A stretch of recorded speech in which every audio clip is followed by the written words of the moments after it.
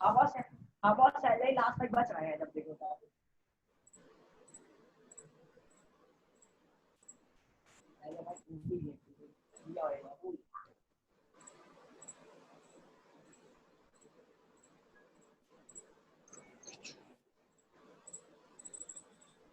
अभी स्टार्ट ना करो। हेलो दीपक जी, तो जरा मम्मी की व्यवस्था करवा दे। मम्मी की व्यवस्था करा दे। मम्मी की व्यवस्था करवा दे। मम्मी दीपक जी, अमत खुद बात कर लो। अमत खुद बोले बात तो करवा दिया। क्या आवाज कर रहे हो दीदी? अरे दो यार खेल रहे हो। अरे अभी खेलते। अरे अभी क्या मतलब जब से मोबाइल लिए हो अभी क्या? कब से बच्चे का मोबाइल लिए हैं? मेरी बात सुनो, मेरी बात सुनो, तो मेरी बात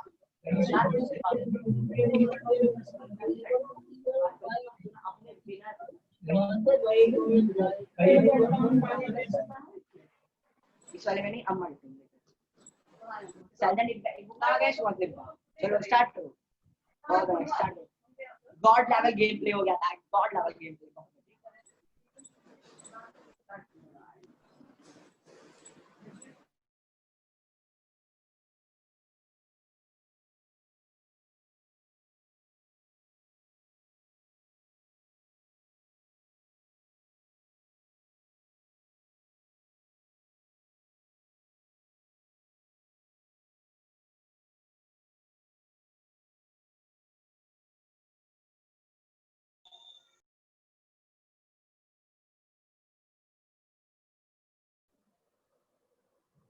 दीपक जी,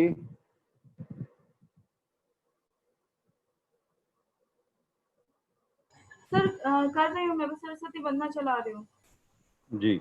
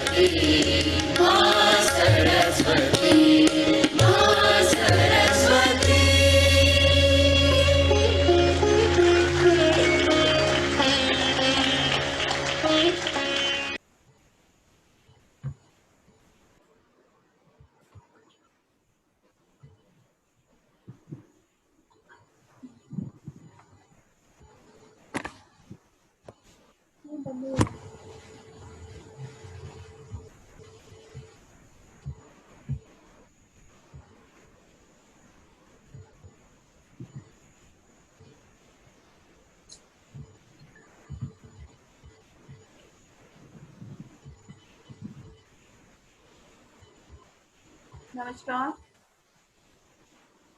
आप सुन पा रहे हैं मुझे? सर आवाज आ रही है मेरी? हाँ आ रही है मंजरी जी। जी। सभी को मेरा सादर प्रणाम। मैं डॉक्टर मंजरी गुप्ता विजुअल आर्ट वर्कशॉप के 12th सेशन में आप सभी का स्वागत करती हूँ, अभिनंदन करती हूँ। हमारी कार्यशाला धीरे धीरे अपने समापन की ओर बढ़ रही है। आप सभी का सहयोग हमें निरंतर मिल रहा है, जिससे हमारा उत्साहवर्धन हो रहा है। प्रत्येक कार्यशाला में हमारा प्रयास रहता है कि हम आपके समक्ष अपने क्षेत्र की विशिष्ट हस्तियों को लेकर आएं। इसी श्रृंखला में आज हमारे मध्य कला क्षेत्र के 2 दिग्गज कलाकार उपस्थित हैं। बहुत हर्ष का विषय है कि आज हमारे उद्घाटन सत्र में आदरणीय श्री सुरेश शर्मा जी का मार्गदर्शन हमें प्राप्त होगा। साथ ही आदरणीय श्री रवि देव जी से कला विषयक जानकारी हमें मिलेगी। आदरणीय श्री सुरेश शर्मा जी को आमंत्रित करने से पहले मैं उनका एक बार परिचय देना चाहूंगी। परिचय बहुत बड़ा है, मैं संक्षिप्त परिचय देना चाहूंगी सर का। यहाँ पर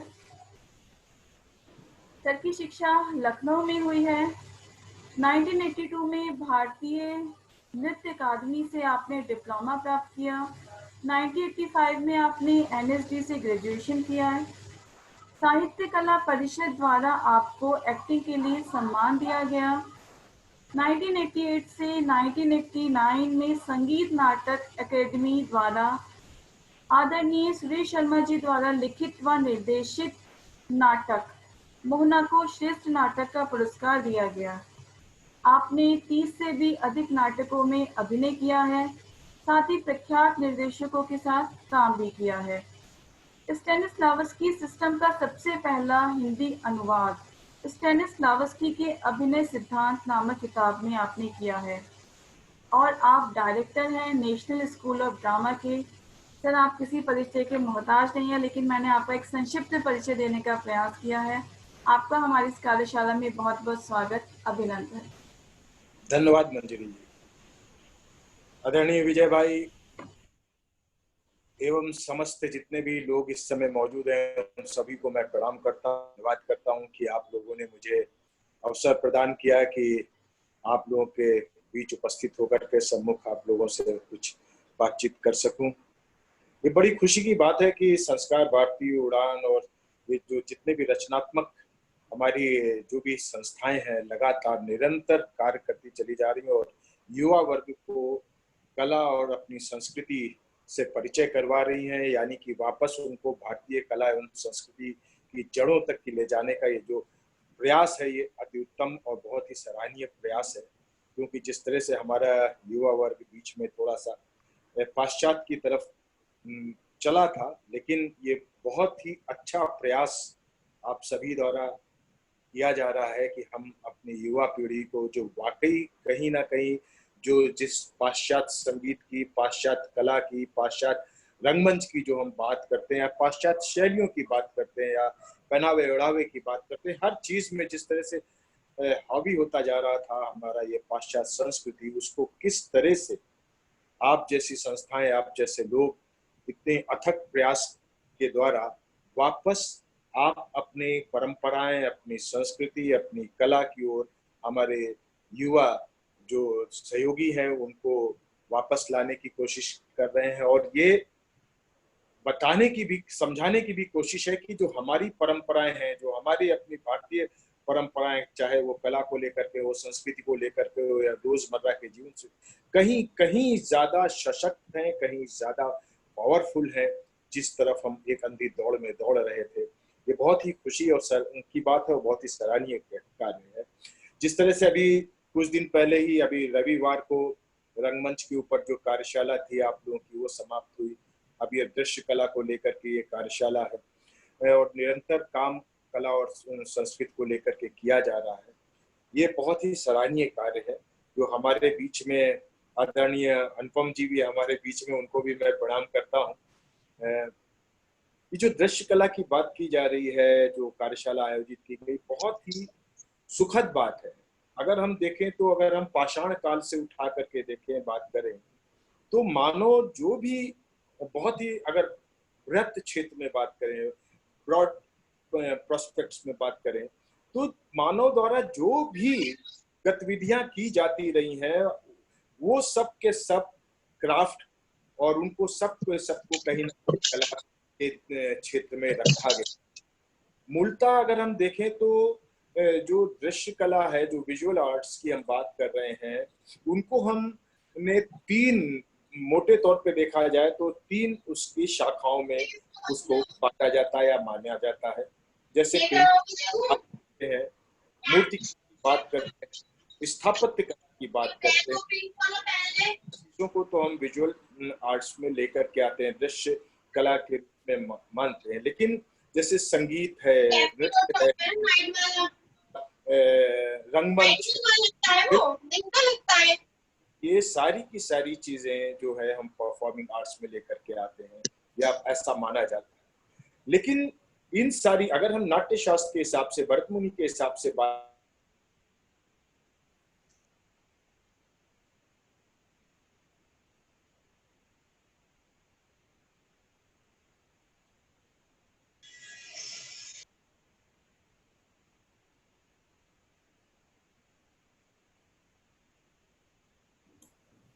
सुरेश जी आवाज अनम्यूट म्यूट हुए।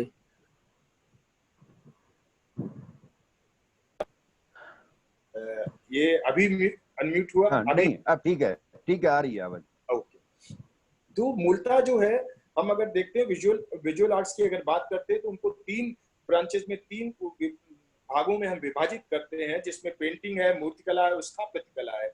ये तीन के तीन जो हमारे विजुअल आर्ट्स की श्रेणी में रखी जाती है। बाकी अगर हम डांस की बात करें, नृत्य की बात करें, संगीत की बात करें, रंगमंच की बात करें, फिल्म की बात करें, ये परफॉर्मिंग आर्ट्स में हम इनको काउंट करते हैं, इनको गिना जाता है।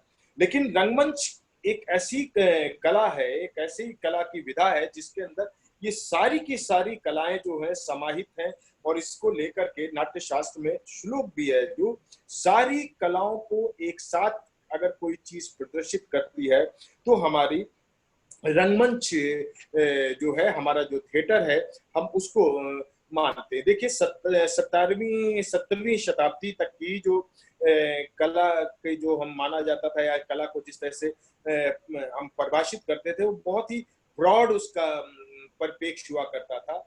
सामूहिक रूप से उसमें जो भी चीजें, जो भी मानव किया करता था, चाहे उस स्थापित कला की बात करें, किसी भी उसको उसके द्वारा जो भी क्रिएट किया जाता था, उनको हम क्राफ्ट और साइंस के उसमें और कला को लेकर के, इवन साइंस को भी उस वक्त तक की कला की उसमें लेकर के आते थे। साहित्य भी जो है हमारी कला का ही एक अभिन्न अंग है। इस चीज को भी हमें ध्यान में रखना होगा। 17वीं शताब्दी के बाद, 17वीं शताब्दी के बाद जब एस्थेटिक्स को लेकर, सौंदर्य शास्त्र को लेकर के जब बहुत ज्यादा बातचीत होने लगी, उसका समालोचना हुआ, उसके ऊपर बहुत ज्यादा गुण रूप से जब विचार किया गया, समझ में आया, तब इसको हमने एकदम से अलग किया और फाइन आर्ट्स के इन विधाओं को लेकर के हमने कि हाँ जी ये विजुअल आर्ट्स हैं, ये परफॉर्मिंग आर्ट्स हैं, और साहित्य को भी हम उसमें लेकर के आते हैं। किसी ने बहुत अच्छा, मुझे याद है चंडीगढ़ में जो पंजाब यूनिवर्सिटी है, वहाँ प्रोफेसर विकल हुआ करते थे, तो उन्होंने एक बात कही थी, क्योंकि बहुत अच्छा संबंध रहा है सारी कलाओं का आपस में, अगर हम बात करें तो एक दूसरे से ये जुड़ी हुई हैं, गुथी हुई हैं, जैसे चेन होती है, हर कड़ी एक दूसरे से गुथी हुई चलती है, वैसे ही कला की ये सारी जितने भी दिशाएं हैं, दशाएं हैं, वो सब एक दूसरे से जुड़ी हुई हैं। उन्होंने बहुत अच्छा, पेंटर्स भी हमारे दोस्त थे और वो भी हम लोग साथ बैठा करते, उन्होंने बहुत अच्छी बात की थी कि पेंटर्स को कहा था कि क्या तुम हमारे शब्दों को रंग दे सकते हो जबकि हम तुम्हारे रंगों को शब्द दे सकते हैं। ये एक सामूहिक प्रयास है। आप देखें कि एक दौर था जब पेंटर्स हों, संगीतकार हों, रंगकर्मी हों, मूर्तिकार हों, इवन नृत्य रचनाकार हों, ये सब लोग मिल करके काम किया करते थे। आज भी जब हम रंगमंच में बात करते हैं तो हम विजुअल्स की, विजुअलाइजेशन की बात करते हैं या भावनाओं की बात करते हैं। कला क्या है? हम अपनी भावनाओं की अभिव्यक्ति जो है उसको हम कला के तौर पे देखते हैं।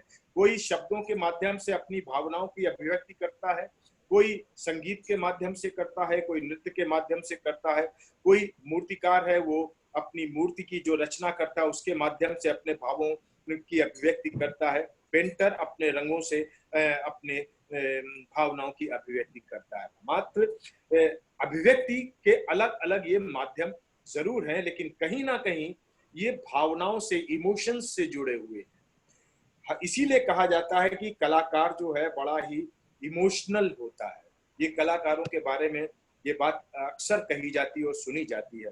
बहरहाल हमारे बीच में मतलब मैं रंगमंच को बहुत ज्यादा उस पर मैं बात कर सकता हूँ, लेकिन जो विजुअल आर्ट्स की बात है, हालांकि रंगमंच में जैसे हमने पहले कहा कि सारी कलाओं का समावेश होता है, तो लेकिन आज का जो दौर मुझे लगता है कि जहां हमें थोड़ी सी एक कला की स्थिति, एक खालीपन सा लगता है, वो ये है कि हमारा एक सामूहिक प्रयास जो होता था पूर्व में, वो कहीं ना कहीं अभी हम अलग अलग होते चले जा रहे हैं। कि आप मूर्तिकार हैं, आप विजुअल आर्ट्स के आर्टिस्ट हैं, ये म्यूजिक के हैं, ये डांस के हैं, ये थिएटर के हैं, इस तरह से। लेकिन एक दौर था जब सामूहिक कार्यशालाओं की बात होती थी, सामूहिक रूप से विचार विमर्श होता था, जो संवाद की स्थिति थी, जहां बैठ करके, जिसको हम भोपाल के अगर मध्य प्रदेश की भाषा में बोले, जब फटियाबाजी जिसको बोलते थे, कि शाम को चाय की दुकानों पे खोखों के ऊपर बैठ जाना और वार्तालाप करना, बातचीत करना अपने अपने फील्ड को लेकर के, कहीं ना कहीं वो अभी उसमें खला की स्थिति आ गई, कहीं एक गैप आ गया है। अभी जरूरत है, जो आप लोग बहुत अच्छा प्रयास कर रहे हैं, बहुत ही सुखद है कि ये संवाद जो कायम हो रहा है, और खास करके जो लोग पारंपरिक रूप से तो जो लोग कलाकार हैं, लेकिन जो युवा पीढ़ी के साथ जो ये संवाद कायम करने की जो ये हमारी कोशिश है, ये बहुत ही अच्छा प्रयास है और धीरे धीरे हम उसमें सफल भी हो रहे हैं। जैसे हमने जिक्र किया कि रंगमंच की जो कार्यशाला समाप्त हुई, आज ये हम दृश्य कला की कार्यशाला में है, तो ये बहुत अच्छा प्रयास है। लेकिन हमको ये लगता है कि हमें एक साथ फिर से सामूहिक रूप से आकर के एक दूसरे की कला से जुड़ते हुए, बेशक अलग अलग माध्यम जरूर हैं, लेकिन कहीं ना कहीं वो हमेशा एक दूसरे से जुड़े रहे। अगर हम केव पेंटिंग्स की बात करें, जो गुफाओं में पेंटिंग हुई, जो खुजराहों में आज भी डांस फेस्टिवल किया जाता है, क्योंकि उसका एक ट्रेडिशन रहा है। सारी चीजें सारी कलाएं एक दूसरे से लिंक हैं, जुड़ी हुई हैं। तो मेरा कहने का तात्पर्य, मैं बहुत ज्यादा ना बोल करके मैं अपनी वाणी को विराम देता हूं और आप सभी लोगों का बहुत बहुत बहुत ज्यादा धन्यवाद करता हूं और अपनी युवा पीढ़ी को शुभकामनाएं देता हूं। और जितने सारे लोग, आदरणीय विजय कुमार जी, अनुपम जी, अमीर चंद जी, डॉक्टर मंजरी जी, और इस कार्यक्रम से जुड़े हुए जितने भी हमारे युवा लोग हैं, सभी को बहुत बहुत शुभकामनाएं, हमारा प्रणाम, धन्यवाद। धन्यवाद सर, आपका बहुत बहुत धन्यवाद सर। हमारा उत्साहवर्धन करने के लिए सर, आप भी हमारे उड़ान परिवार के ही एक सदस्य हैं, हम आपको अलग नहीं कर सकते। बिल्कुल बिल्कुल सर, आपने रंगमंच की बारीकियों को बेहद खूबसूरत तरीके से हमें समझाया है और सारी कलाएं वास्तव में आपस में एक चेन की तरह ही गुथी हुई होती हैं। भावनाओं की अभिव्यक्ति कला है, यह सच है सर। अब उस अभिव्यक्ति का माध्यम अलग अलग हो सकता है, लेकिन भावनाएं ही अभिव्यक्त होकर कला के रूप में प्रदर्शित होती हैं। कलाकार अधिक संवेदनशील होता है क्योंकि सर उसकी देखने की जो दृष्टि होती है, जो तीव्रता होती है, वो शायद एक साधारण दृष्टि से अलग होती है और इसी कारण वो कलाकार कहलाता है, मुझे ऐसा लगता है सर। बहुत बहुत धन्यवाद सर आपका। आपने इतनी अच्छी बातें हमारे सभी पार्टिसिपेंट्स को कही और उनसे जरूर वह लाभान्वित हुए होंगे। धन्यवाद। हमारे उड़ान के अध्यक्ष आदरणीय श्री अनुपम भटनागर जी भी उपस्थित हैं। सर से मेरा आग्रह रहेगा कि वह भी कुछ आशीष वचन हमारे सभी पार्टिसिपेंट्स के साथ को कहें। आदरणीय अनुपम भटनागर जी।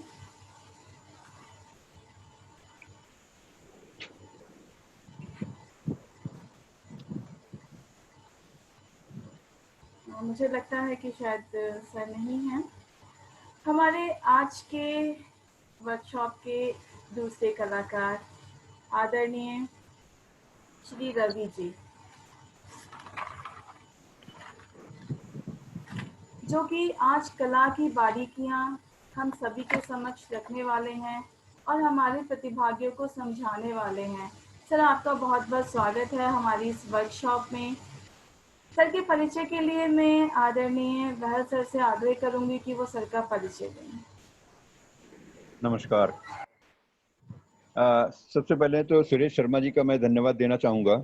सर, सुरेश शर्मा जी, रियली आपने जो जो बातें कही हैं शायद वही मेरे ध्यान में भी थी, इसीलिए हम लोग इस अपने दृश्य कला कार्यशाला में विभिन्न दूसरे क्षेत्रों को लोगों को बुला करके ये दिखाने की कोशिश कर रहे हैं कि हम लोग किस तरह से आपकी जो चाहते हैं उसी तरह को यहाँ पर हम जो है परिलक्षित करना चाहते हैं।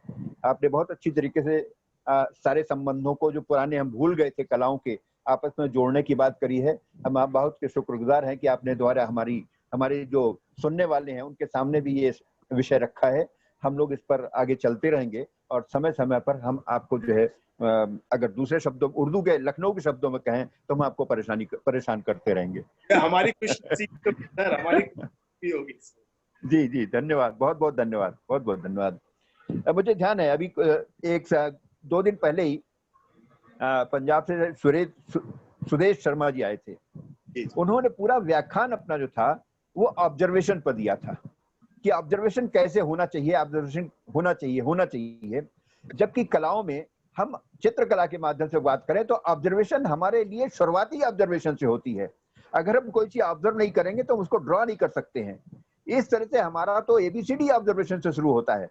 इसलिए हम पूरी तरह से मानते हैं और ये लिखा भी है, पुराणों में भी लिखा है कि सारी कलाओं में चित्रकला जो है वो उसका प्रमुख स्थान है। क्योंकि वही आज से 50,000 साल पहले जो गुफा चित्र दिखे थे वो आज भी वैसे ही हैं। तानसेन ने क्या गाया था ये तो हमें नहीं मालूम, लेकिन गुफा चित्र आज भी ऐसे ही हैं। तो drawing is the art of doing. जिस दिन हम ये समझ जाते हैं, उस दिन हमारे एक वक्ता ने कहा था कि डीपी सिन्हा जी ने कहा था कि चोरी भी कला है। जिस दिन हम ये समझ जाएंगे कि every art is art of doing, उस दिन हम समझ जाएंगे ये चोरी भी कला है, उस फर्म में फिट हो जाती है। क्योंकि है उसका स्तर अलग अलग हो सकता है, लेकिन हमारी तरफ से सारे कलाकार यह मानते हैं। इसलिए शूद्रक आपने ने बहुत अच्छी तरीके से समझाया है। आगे नाटक शूद्रक ने बहुत जी। अच्छा वर्णन किया है चोरी का, जो वो सेंध लगाता है तो अपने नाटक में मृच्छकटिकम में बहुत अच्छा हाँ। उदाहरण दिया है कि चोरी भी एक कला है। बिल्कुल बिल्कुल बिल्कुल। तो बहुत बहुत धन्यवाद आपके आज के इस वक्तव्य के बारे में, हमारे साथ जुड़ने के बारे में। हम फिर मिलेंगे आपसे। जरूर। धन्यवाद। आगे हमारे साथ है रविदेव जी। रविदेव जी बॉम्बे से हमने उनको आमंत्रित किया हुआ है। प्रख्यात चित्रकार हैं पूरी तरह से। उन्होंने काफी एक्सपीरियंस है उनको। हम उनके चित्र देखेंगे। अभी हमारी उनसे बात हुई तो उन्होंने कहा मैं आपको चित्र बताऊंगा कि कैसे बनाए जाते हैं, या बने बनाए भी चित्र दिखाऊंगा।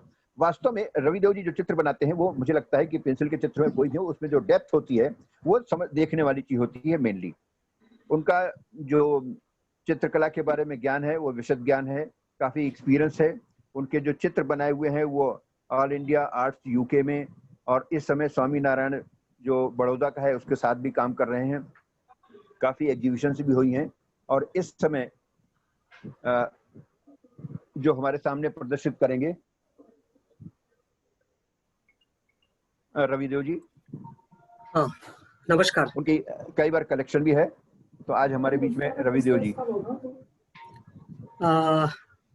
मेरा सत्र शुरू होने से पहले उड़ान के माननीय अध्यक्ष जी, अनुपम जी, विजय जी, और इस कार्यक्रम की संयोजिका डॉक्टर गुप्ता जी, और जिन्होंने मेरा बहुत हल्का काम किया कि सांस्कृतिक या कला की भूमिका बहुत ही सुंदर तरीके से हमारे एनएसडी के जो डायरेक्टर है सुरेश जी शर्मा जी, उनको भी आज मुझे सुनने को मिला, बहुत अच्छा लगा। और बहुत ही सुंदर शब्दों में उन्होंने कला का एक दृश्य कला और परफॉर्मिंग आर्ट्स, इसका जो फर्क है बहुत सुंदर तरीके से आप सबके सामने रखा है।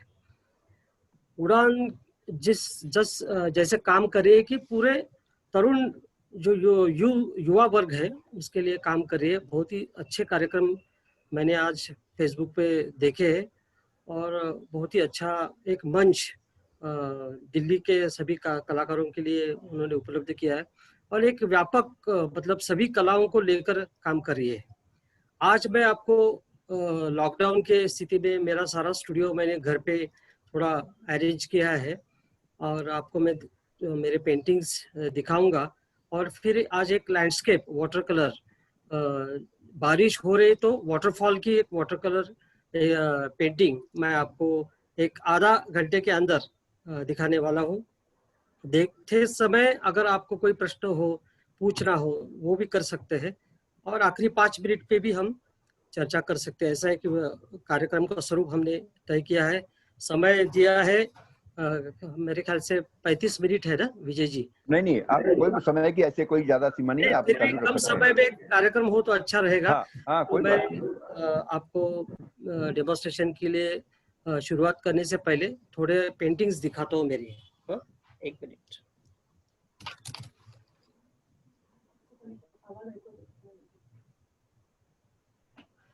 ये चारकोल पेंटिंग्स है। हाँ, आप देख रहे हैं कि सारे इसमें बनाए हैं, और ये पेपर पे है। आवाज आ रही है सबको? आवाज आ रही है, लेकिन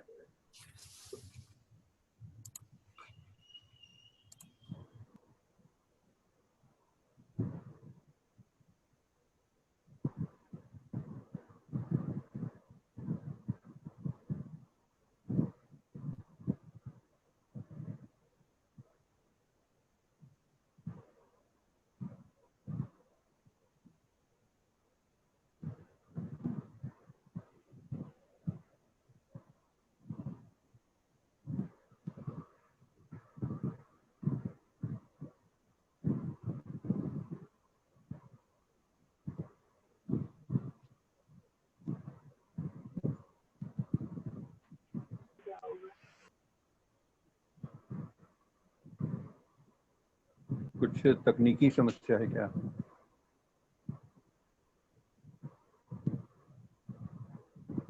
माइक अनम्यूट है, सर का माइक अनम्यूट करेंगे।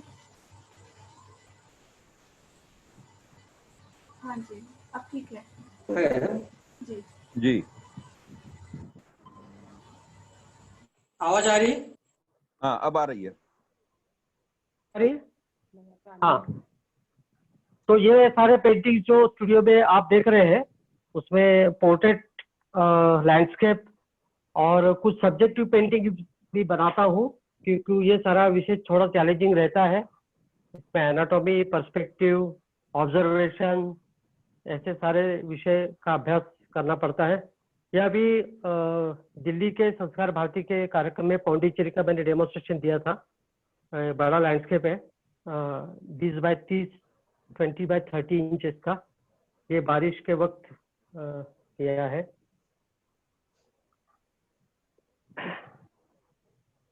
ये ऐसा ही एक अच्छा वाटर कलर मैं आपको दिखाऊंगा। ये ऑयल पेंट में बना हुआ लैंडस्केप है।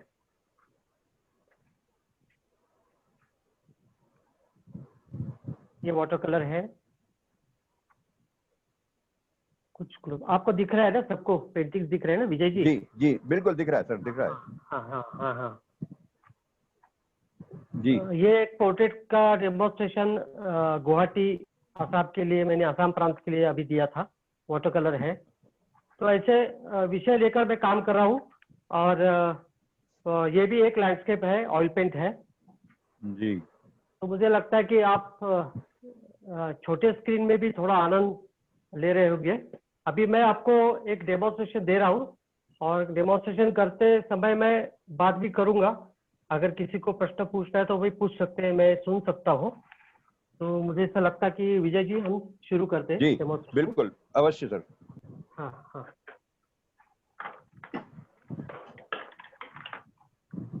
ये सारा वाटर कलर का साहित्य मैंने यहाँ पे रखा है। और आप देख रहे हैं सारे ब्रशेस, अलग अलग साइज के ब्रशेस हैं। तो इसकी सारी तैयारी मैंने 1 घंटे पहले की है। और अभी मैं आपको एक स्केच पेंसिल का करके दिखा रहा हूँ।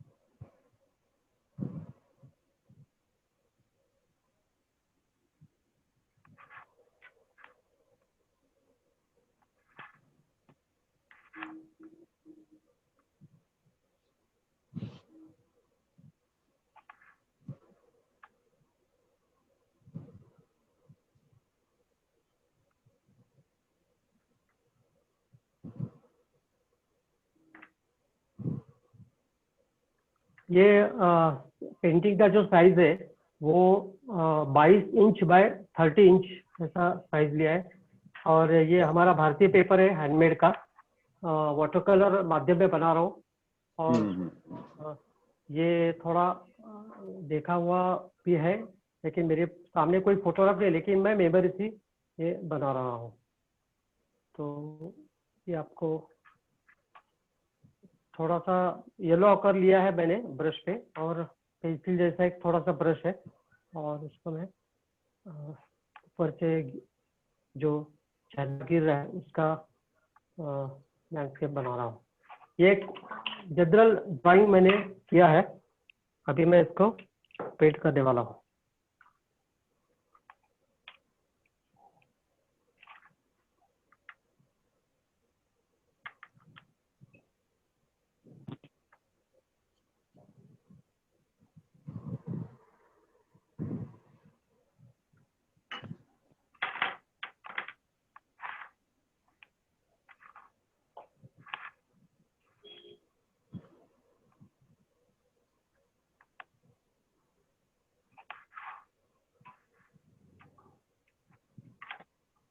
वाटर कलर का काम करने का जो तरीका रहता है, जब आप काम करते तो पहले आपको थोड़ा प्लानिंग करना पड़ता है। जहाँ एक दफ़ा आपने रंग वहाँ पे दे दिया तो वापस उसके ऊपर आप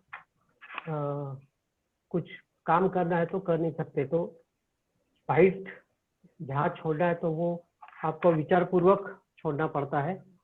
तो ये थोड़ा पानी का मैंने यूज किया है।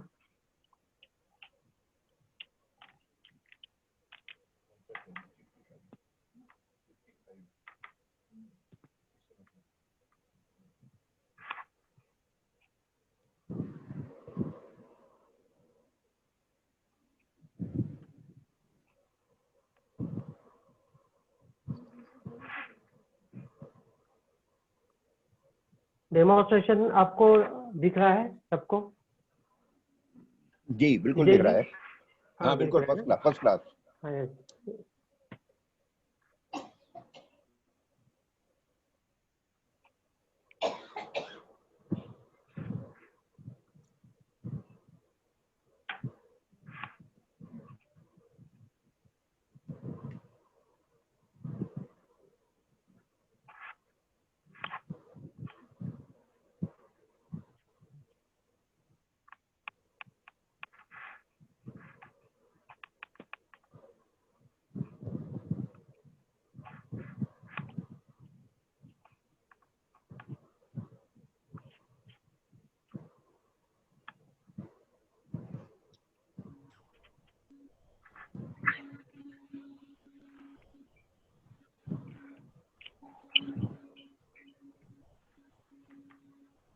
अल्ट्रामरीन ब्लू, कोबाल्ट ब्लू, ऐसे अलग अलग कलर मिक्स करके इसको मैं बना रहा हूँ।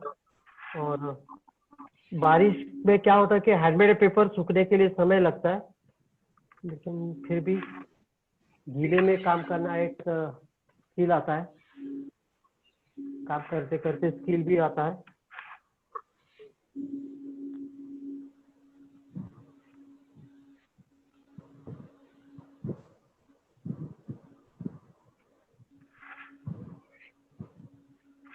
लैंडस्केप ये विषय ऐसा है कि जैसे अलग अलग स्पॉट्स पर हम जाकर काम करते हैं। जी और बिल्कुल। जैसे लोग बोलते हैं ना कि आदमी का निसर्ग गुरु रहता है, तो वो सही बात है कि अपने चित्रकला जीवन में चित्रकारों को लैंडस्केप मतलब निसर्ग ही सारा सिखाता है। डिजाइन पैटर्न, टेक्सचर, ये सारे विषय जो है वो निसर्ग से ही आते हैं। आप हाँ, तो ये सारे जो विषय है हम वही से लेते हैं। और हमको निसर्ग बहुत कुछ सिखाता है। जब हम आउटडोर के लिए जाते हैं, मतलब हम बोलते हैं ना कि कलाकारों को समाजाभिमुख रहना चाहिए। समाज के अंदर कलाकार को जाकर ही अपने प्रस्तुति देना है। जैसे सुरेश जी ने कहा कि ये दृश्य कला है, तो लैंडस्केप ऐसा विषय है कि हम समाज के अंदर जाते हैं, समाज को दिखाते हैं कि कलाकार कैसे काम करता है। जब हम आउटडोर काम करते हैं तो उसमें सारा विषय लोग देखते हैं कैसे काम करता है चित्रकार। वो भी एक संस्कार है कि रोज हम उस पहाड़ पे जाते हैं, वो रोज गली में जाते हैं, लेकिन वो गली हमको नॉर्मल लगती है। लेकिन जब कलाकार वो गली पेंटिंग करता है तो अरे कितना सुंदर, मैं जिस गली से रोज जाता हूँ तो कितनी सुंदर गली है। तो ये जो सृष्टि है वो कलाकार देता है। बिल्कुल बिल्कुल। तो हाँ, तो मुझे ऐसा लगता है कि ये आपको अनुभव आएगा। और मुझे ध्यान आ रहा है रविदेव जी, किसी चित्रकार ने हाँ एक बार गधे का चित्र बनाया। तो हाँ देखने वाले बोले कि अरे मुझे आज पता लगा गधा भी इतना सुंदर होता है। सुंदर है, बराबर। उसको मतलब चित्र बराबर। बनाने वाला किस हिसाब से देख रहा है इस पर डिपेंड करता है। बाकी सब तो रोजमर्रा की बातों में रहते हैं। हाँ वही तो है। इसलिए कैसा है कि परफॉर्मेंस, हम हमारे स्टूडियो में काम करते हैं और हमारा पेंटिंग का एग्जीबिशन होता है तो वो सारा हम ये करते हैं, फ्रेमिंग विथ फ्रेमिंग पेंटिंग लगाते हैं, लेकिन लोगों को पता नहीं चलता कि कलाकार कैसे काम करता है, कैसे रंग भरता है, कैसे देखता है, ये जो विषय है। इसलिए लैंडस्केप का महत्व बहुत है कि लैंडस्केप के निमित्त आप लोगों के बीच में जाते हैं, पेंटिंग बनाते हैं, तो समाज देखता है, वो भी आपका एक छोटा डेमोन्स्ट्रेशन रहता है। तो वो जाना चाहिए कलाकारों ने, स्केचेस बनाते हैं। और समाज के अंदर आज कलाकार के प्रति एक बहुत ही मतलब प्रेम है कलाकार के प्रति, कि वो कलाकार अगर हो तो हम अनुभव करते कि रेल में स्केचिंग बनाने लगे तो हमें जगह मिलती है, अरे उसको बैठे तो वो आर्टिस्ट है। तो एक कलाकार के प्रति समाज के अंदर बहुत ही आदर, आज भी आदर है जी। तो कलाकार की भी एक बहुत बड़ी जिम्मेदारी है कि समाज के अंदर जाते समय वो उसका व्यवहार भी अच्छा होना चाहिए, केवल वो अहंकार नहीं होना चाहिए, क्योंकि ये कला ईश्वर ने हम पे दी है, तो उसको समाज के काम के लिए ही हमने यूज करना है। बिल्कुल, कभी नहीं भूलना चाहिए कलाकार। अगर समाज से जुड़ के नहीं रहते हैं जो कलाकार, वो कलाकार फिर अलग अकेले हो जाते हैं। बिल्कुल, हाँ, वो तो क्योंकि उसकी कला जो बढ़ती है समाज ही उसको बड़ा करता है ना, ऐसा है। बिल्कुल बिल्कुल, इसी तरह से कलाकार का समाज के प्रति जो दायित्व है उसका निर्वहन होना चाहिए। बराबर।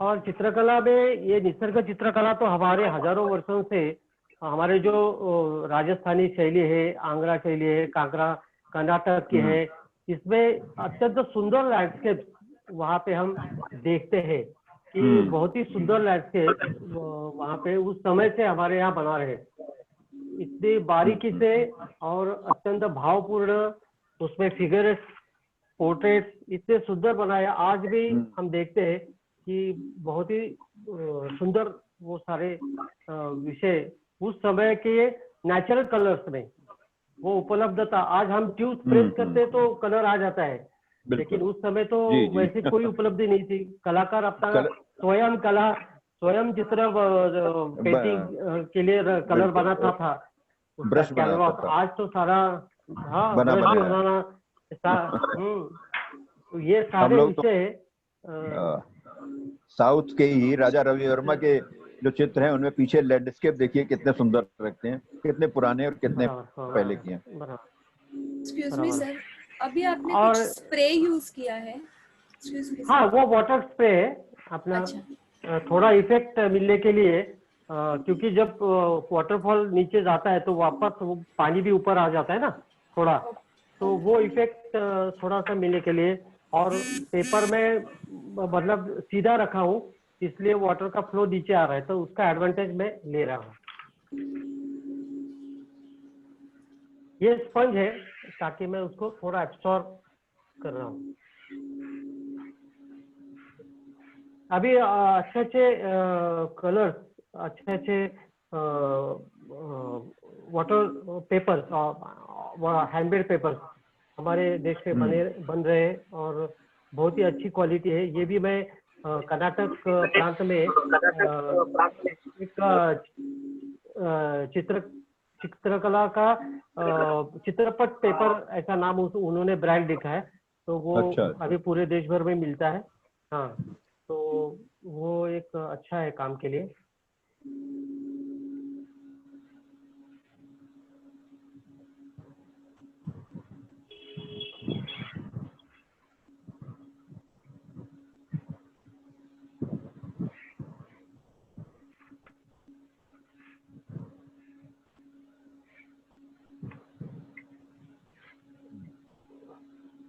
देखिए, हम जब आउटडोर के लिए जाते हैं तो हम सभी कलाकारों को ये भी एक थोड़ी प्रशिक्षण देते हैं कि जब आप जाते हैं आउटडोर तो लोगों के साथ संवाद करो। लोगों को बहुत इच्छा रहती है कि कलाकार से संवाद करें और उनको अच्छा लगता है कि कला आप कैसे चित्र बनाते हैं, और उनके प्रश्न भी अच्छे रहते हैं और उनको भी एक उत्सुकता रहती है कि कैसे कैसे आप चित्र बनाते हैं, आपके हाथ में कला है, जादू है। लेकिन संवाद हमारे कलाकार के साथ करने के लिए थोड़े हिचकिचाते, कभी कभी उनको भय लगता है कि हम चित्र देखेंगे तो कैसा लगेगा, उनको अच्छा लगेगा का। तो मुझे ऐसा लगता है कि कलाकार की ये जिम्मेदारी है कि वो समाज के साथ संवाद हमेशा बना रखे। तो मुझे याद है कि मैं जब जहांगीर आर्ट गैलरी में बम्बई में गया था एक एग्जीबिशन देखने के लिए, और एक बहुत ही सुंदर एग्जीबिशन एब्स्ट्रैक्ट पेंटिंग का था। तो एक महिला थी, वो कोई आर्टिस्ट नहीं थी, लेकिन उसको एक उत्सुकता बहुत बनी रही कि अरे ये पेंटिंग मुझे बहुत अच्छा लगा, लेकिन कुछ बातें मुझे समझ में नहीं आई है। इसलिए उन्होंने कलाकार को संपर्क मतलब वहां खोजा और कौन कलाकार है, तो उन्होंने बोला कि मैं कलाकार हूँ इस पेंटिंग का। तो वो बहना बोली कि मुझे ये बहुत चित्र अच्छा लगा है, लेकिन मुझे आप उसको थोड़ा सा एक्सप्लेन करो कैसा है क्या है। तो हमारा कलाकार जो था उन्होंने कह दिया कि अगर आपको ये समझ में नहीं आ रहा है तो आप गैलरी छोड़ के जाओ। अरे बाबा। तो ये जो संवाद विसंवाद वाली जो बात है ना, तो ये अनुभव हमने देखा है। तो सिर्फ कलाकारों के पास आम आदमी जो सहजता से आना चाहिए, वो क्यों नहीं आ रहे? तो हमारा संवाद जो होना चाहिए वो बहुत ही महत्वपूर्ण है जी। और ऐसे है ना कि कला एक अभिरुचि संपन्न रसिक कलानुरागी बनाना, ये काम भी कलाकारों का ही है ना, तो वो होना चाहिए। बिल्कुल बिल्कुल। तो जैसे हमारे यहाँ पे विक्रम जी गोखले हैं, थिएटर के बहुत बड़े एक्टर भी है और थिएटर के बहुत बड़े अनुभवी कलाकार हैं, और वो भी कभी नाटक के लिए यहाँ पे आते हैं। तो नाटक के बाद कुछ लोग आते हैं कि भाई साहब आप पुणे में 2-3 दिन है, तो हमारा जो एक यहाँ पे कट्टा चलता है, वहाँ हम सब सारे बुजुर्ग लोग संवाद के लिए बैठे, तो आप भी गपशप करने के लिए आइए। तो इतना बड़ा कलाकार जो है वो भी बोलता है कि नहीं मैं आऊंगा, 10 मिनट निकाल के आऊंगा, क्योंकि उसमें से उनको कैरेक्टर मिलते हैं, संवाद के साथ अच्छे विषय मिल जाते हैं। तो ये जो संवाद प्रक्रिया है ये चित्रकारों के लिए बहुत महत्वपूर्ण है, और जो चित्र बनाता है वो क्या बनाया है उसके बारे में उनको बोलना आवश्यक है। तो ये अगर मुझे लगता है संवाद प्रक्रिया शुरू हो जाएगी, और हुई है, मतलब संस्कार भारती के माध्यम से हमने प्रयत्न पूर्वक कलाकारों को भी इसका ट्रेनिंग दिया है, और धीरे धीरे बढ़ रहा है, लोगों के सामने जा रहे हैं। तो ये एक मेरे ख्याल से बहुत ही अच्छी शुरुआत है। आज जैसे लगा उड़ान के माध्यम से की प्रक्रिया, विजय जी आपने बहुत ही अच्छा आयोजन किया है। तो मुझे ऐसा लगता है कि कलाकारों ने संवाद समाज के साथ करना चाहिए। जितना हम संवाद करेंगे तो बहुत ही अच्छा रहेगा। तो ये सारा एक फर्स्ट फीलिंग मेरा हो गया है, और अभी थोड़ा फिनिशिंग के लिए शुरुआत करता हूँ मैं। किसी को पूछना है तो पूछ सकते हैं, मैं केवल अकेला बोलूंगा ऐसी बात नहीं है। Hello sir. Sir water colour के लिए कितने जीएसएम का पेपर यूज करना चाहिए? ऐसा है कि अलग अलग प्रकार के जो पेपर है वो कलाकार ने यूज करने चाहिए, क्योंकि क्या है कि वो एक अलग अलग अनुभव रहता है। केवल इम्पोर्टेड पेपर ही चाहिए ऐसी कोई बात नहीं है। तो भारतीय पेपर भी अच्छे हैं, और सर कार्टिस्ट पेपर में जो हाँ वो उसमें भी बहुत ही अच्छा होता है वाटर कलर। कुछ ऐसे कलर रहते हैं ना, अभी आपने देखा होगा कि कोई स्टूडेंट्स न्यूज़पेपर पे बनाते हैं पेंटिंग, न्यूज़पेपर पे, मतलब न्यूज़पेपर का एक अलग इफेक्ट। तो पेपर अलग अलग आपने लेने चाहिए, कोई ऐसी बात नहीं है कि यही होना चाहिए। तो अलग अलग पेपर है, फैब्रिनो है, कैसे मतलब यहाँ पे चित्रपट जो मैं अब यूज कर रहा हूँ तो वो भी पेपर है। तो अलग अलग प्रकार के पेपर हम यूज कर सकते हैं। Okay sir, thank you. जिसमें कैमलिन के साथ कलर का भी बहुत ही अलग अलग कंपनी के कलर है, जॉर्जियन कलर, इंपोर्टेड भी कलर आते हैं, लेकिन कैमल के भी अच्छे कलर है। तो बेसिकली मुझे लगता है कि हर कलाकार ने हर प्रकार के पेपर यूज करने चाहिए, जिसमें वो अनुभव करता है कि पेपर के टेक्सचर क्या क्या होते हैं। जैसे सॉफ्ट पेस्टल में आप काम करती है तो सॉफ्ट पेस्टल में उसके टिंट का जो पेपर लगता है ग्रेइश टिंट, तो वो भी अभी टेक्सचरल पेपर आ गए, लेकिन अगर अवेलेबल नहीं तो हैंडमेड के ऊपर भी अच्छा हो सकता है। तो ऐसे अलग अलग टाइप के पेपर सब कलाकारों ने यूज करना चाहिए, और उससे उसकी भी तैयारी हो जाती है। जैसे हम बोलते हैं ना कि नाटक में माइक नहीं है, लेकिन 50 लोगों के साथ मुझे आवाज शेयर करनी चाहिए, तो वो आवाज आने के लिए जो एक उनको ये रहता है, रियाज रहता है, अनुभव रहता है, तो वो उस माध्यम से वो जा सकते हैं। तो वैसा ही कि कलाकारों ने अलग अलग टाइप के माध्यम में काम करना चाहिए, और उससे वो डेवलप हो जाता है।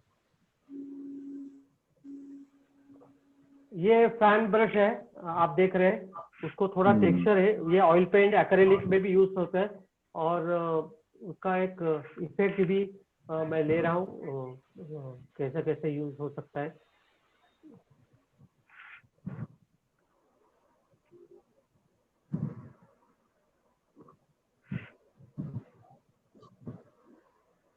अच्छा इंप्रेशन आ रहा है, अच्छा आ रहा है।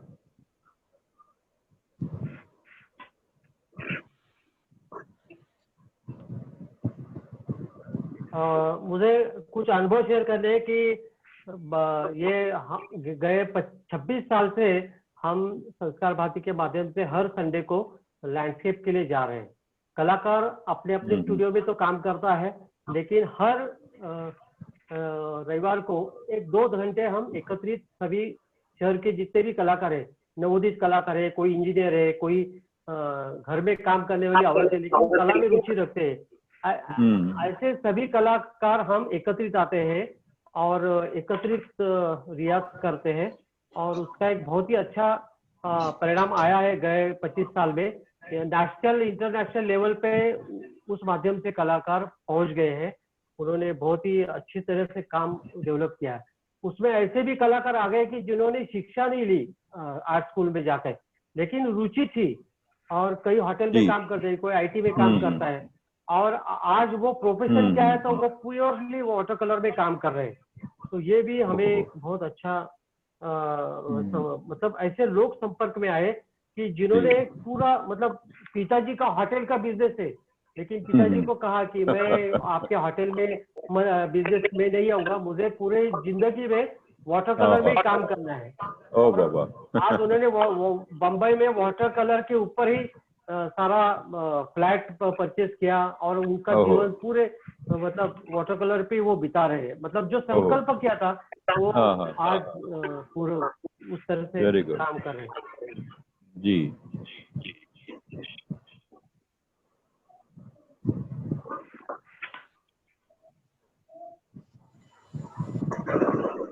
आप में से किसी और का कोई प्रश्न हो तो आमंत्रित है। आप सभी के प्रश्न हाँ, कोई भी, हाँ, सब देख रहे हैं ना? हाँ बिल्कुल।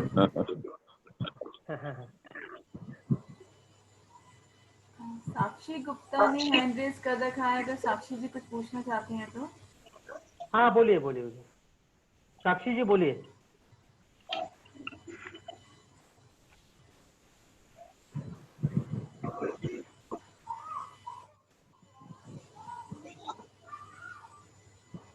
सभी आपको देखने में मग्न हो चुके हैं, प्रश्न सुनाई नहीं दे रहे।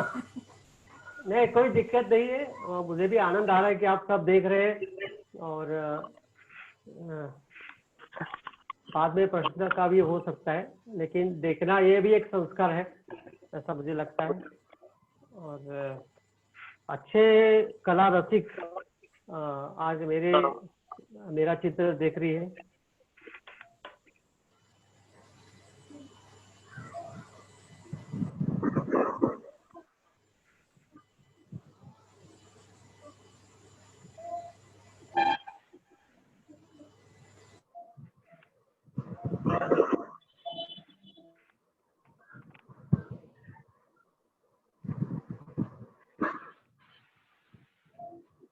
जो पहले सुरेश जी ने कहा कि ऑब्जर्वेशन ये कलाकार के लिए बहुत महत्वपूर्ण है, और ऑब्जर्वेशन से उसका जो है जैसे उन्होंने पढ़ना चाहिए, देखना चाहिए। संगीत वालों ने सुनना चाहिए, केवल गाना सीखना नहीं चाहिए, तो लोगों का सुनना भी चाहिए। तो ये सारे जैसे विषय, वैसे ही हम तो बोलते कि चित्रकारों ने सभी कलाओं का आस्वाद लेना चाहिए, केवल चित्रकला नहीं। तो उन्होंने संगीत का भी आस्वाद लेना चाहिए, नाटक का आस्वाद लेना चाहिए, क्योंकि ये सारी कलाएं हमारी कला भी समृद्ध करती है, हमारा जीवन भी समृद्ध करती है। बिल्कुल ये बहुत महत्वपूर्ण है। और भारतीय कला जो है वो बेसिकली हमारी जो भारतीय कला है वो संस्कार देने वाली है। कला केवल कला के लिए कला नहीं है, जीवन के लिए, हमने जीवन से जुड़ी है। हमारे जो कला ऋषि मुनि थे, उन्होंने ये सारा विषय हमारे जीवन से जुड़ा हुआ है। तो ये बहुत महत्वपूर्ण बात है कि जैसे भरत मुनि 2-2,500 साल पहले नाटक का शास्त्र लिखा और उन्होंने कहा कि मतलब पूरे छोटे बच्चे से लेकर दादी माँ दादाजी एकत्रित बैठ के नाटक देख सकते या कला देख सकते, उसके अंदर कोई लज्जा निर्माण न हो, ऐसी कला होनी चाहिए। तो मुझे ऐसा लगता है कि बहुत महत्वपूर्ण बात है और ये हमें सभी कलाकारों ने समझनी चाहिए। आज हम देखते हैं कि बहुत सारे जो विषय है कि कला के माध्यम से, और विशेष रूप से चित्रकला में जो एक कभी कभी बहुत दुख होता है कि कुछ लोगों ने इसमें एब्स्ट्रैक्ट और रियलिस्टिक का मतलब बीच में दीवार खड़ी की। आवश्यकता नहीं है, क्योंकि जैसे एक्टर है वो नाटक के लिए काम करेगा, कोई टीवी सीरियल में काम करेगा, कोई इसमें काम करेगा, चित्रपट में काम करेगा, डॉक्यूमेंट्री में काम करेगा।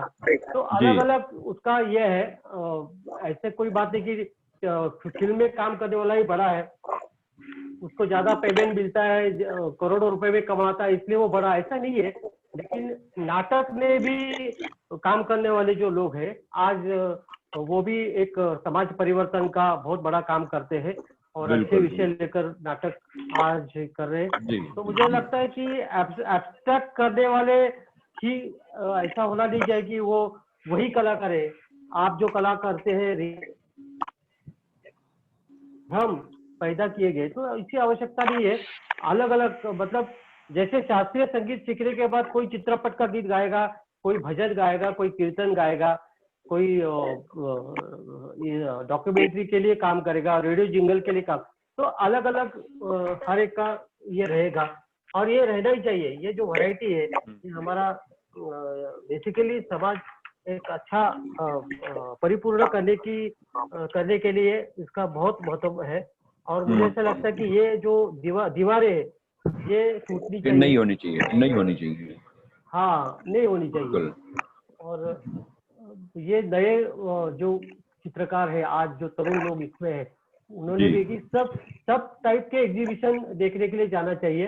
कोई ऐसा नहीं कि इसका एग्जीबिशन एब्स्ट्रैक्ट है, ये रियलिस्टिक है, सब देखना चाहिए, क्योंकि उसमें से हमें प्रेरणा मिलते हैं। तो ये सारे महत्वपूर्ण विषय है। वैसे हम लोग जितना देखेंगे, जितना समाज के संपर्क में आएंगे, उतनी हमारी कला जो है वो बलवती होती है। जितना हम लोगों में संपर्क रहेंगे, जितनी बातचीत चलती रहेगी, जितना देखेंगे, उतना ही हमारे लिए विषय जो है सामान्य इजी होता जाएगा। हेलो, हाँ बोलिए जी। Good evening sir. सर मैं ये पूछना चाह रही थी कि जब हम ये पेंटिंग बना रहे हैं तो एक ही फ्लोर में बनेगी, इसमें पानी हमेशा रहना चाहिए, या हम पेंटिंग को अगर रोक दें अगले दिन बनाएं तो बन जाएगी? हाँ, वो जो होता है ऐसा, लेकिन लैंडस्केप में ऐसा होता है जब हम आउटडोर काम करते हैं, आउटडोर लैंडस्केप, एक लैंडस्केप का साइज छोटा रहता है, क्योंकि वो जो एक वातावरण रहता है, एटमॉस्फेयर रहता है, उसका जो हीट रहता है या ठंड रहती है, बारिश का मौसम, तो वो थोड़ी समय के लिए रहता है, तो उसी समय को कैच करना रहता है ना, वो जो है आपको उसी समय को कैच करना रहता है। तो इसलिए आपको जो लैंडस्केप करना है आउटडोर, तो उसी समय करें। कुछ लोग हैं कि पहले दिन जाते हैं लैंडस्केप करते हैं, फिर बाद में वही स्पॉट पे बैठ के वही लैंडस्केप पूरा करते हैं, ऐसे भी हो सकता है। उसके लिए थोड़ा समय आपको देना पड़ता है।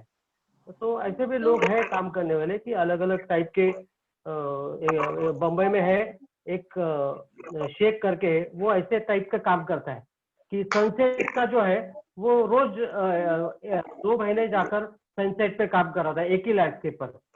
तो ये एक अलग एक्सपेरिमेंट है, करना चाहिए। बाहर नहीं खेलना चाहती उसके साथ बैट एंड बॉल। एक और क्वेश्चन पूछना चाहती हूँ कि हाँ, बोलिए। पेंटिंग बनाते समय हमारे पेपर पर पानी कितना है, कितना होना चाहिए पानी का इफेक्ट? हाँ वही तो इफेक्ट अभी अच्छा नहीं आएगा। हाँ अभी जो मैं बना रहा हूँ उसमें आप देख रहे होंगे कि ये जो मैं बना रहा हूँ पेंटिंग, वो अभी बारिश के दिन बना रहा हूँ। और बारिश में क्या होता है, बाहर का वातावरण गीला रहता है ना, तो वो सूखने के लिए थोड़ा प्रॉब्लम हो जाता है।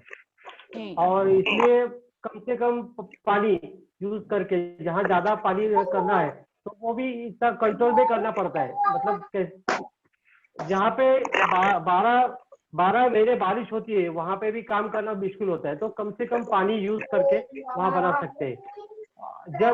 जब आप धूप में काम करेंगे तो वहां पे आपको पेपर गीला होगा कुछ इफेक्ट मिलने के लिए, तो वो भी आपको थोड़ा सा विचार करके फिर वाटर कलर यूज करना पड़ेगा आपको। जी, thank you so much sir. हाँ सर, जब हम लोग कलर करते हैं कई बार हार्ड हो जाते हैं कलर, वाटर कलर सेकंड और थर्ड कोट पे। हाँ सर बेसिकली हार्ड क्यों होता है, क्योंकि उसके ऊपर जो ओवरलैपिंग है वो बहुत बार हम ऐसा करते कि बहुत ओवरलैपिंग होता है, तो वो होना नहीं चाहिए। ज्यादा ओवरलैपिंग हो गया तो ज्यादा ओवरलैपिंग करके काम करना है तो ऐसे भी पेपर फिर आपको सिलेक्ट करना पड़ेगा। तो ये थोड़ा सा होता है ऐसा है कि अभी जो मैं यूज कर रहा हूँ ना पेपर, उसके एक लिमिटेशंस है, तो वो लिमिटेशन के बाहर जाएंगे तो फिर आपको कलर डल हो जाएगा या हार्ड की तरफ। मतलब कहाँ रुकना चाहिए ये भी आपको काम करते समय आपको धीरे धीरे वो अभ्यास हो जाएगा कि यहाँ पे मुझे रोकना है, तेरा काम अभी यहाँ पे रोकना है। और क्योंकि वो कैसा है कि आप स्टूडियो में काम कर रहे हैं तो समय धीरे धीरे करके भी आप वो इफेक्ट मिला सकते हैं, लेकिन आउटडोर में जब आप जाती है तो उसका एक थोड़ा अलग रहता है। आउटडोर में आपको उसी समय में उसी वातावरण में और कम से कम समय में उसका इफेक्ट आपको मिलाना होता है। तो इसलिए ये सारे जो विषय है वो आप जब काम करेंगे आउटडोर, क्योंकि आउटडोर काम करने वाले दिल्ली में कितने मुझे पता नहीं, आप करती है या नहीं पता नहीं, लेकिन करना चाहिए। आउटडोर जितना करेंगे तो वो अनुभव भी आता है, समाज देखते हैं आप। और एक्चुअली जो अनुभव है, जैसे मैंने बारिश का अगर फोटो लेकर मैं घर में बैठ के बारिश का पेंटिंग करूं तो वो अनुभव अलग रहता है। और जब मैं बारिश बाहर गिर रही और किसी छत के नीचे बैठ के मैं बारिश का पेंटिंग बना रहा हूँ तो वो जो अनुभव है ना वो बहुत बढ़िया रहता है, क्योंकि बारिश गिर रही है, उसका वातावरण मैं मेरे शरीर पे ले रहा हूँ, फील कर रहा हूँ, तो वो जो फीलिंग्स है वो मेरे पेंटिंग पे आ जाती है। ऐसा थोड़ा सा अनुभव आप ले लीजिए, क्योंकि मैंने बहुत प्रांतों में देखा है कि आउटडोर काम करना बहुत लोगों को कठिन लगता है।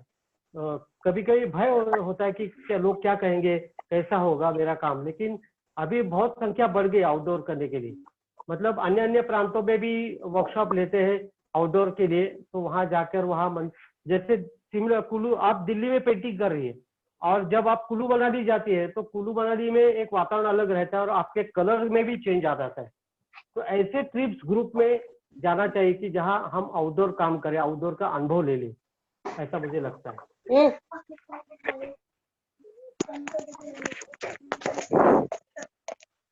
Hello sir. हाँ बोलिए। हेलो, हाँ सर, एक क्वेश्चन था सर।